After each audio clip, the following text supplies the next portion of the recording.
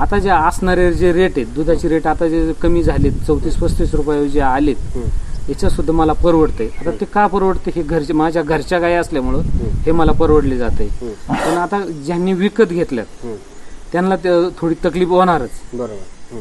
आता तसं पाहिलं तर मला 1 लिटरला 17 रुपये खर्च येतो घरचा खाद्य असल्यामुळे.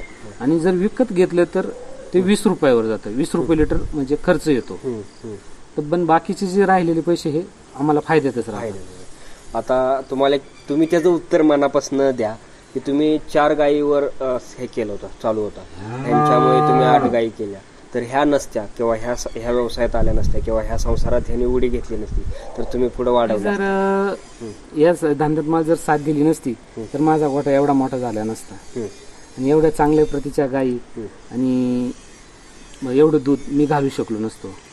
त्याचं कारण आहे की सर्वच गोष्टी पुरुष मंडळी करू शकत नाही. तिची साथ म्हणजे मला याच्यात सर्वात जास्त साथ आहे. मोलाची साथ आहे.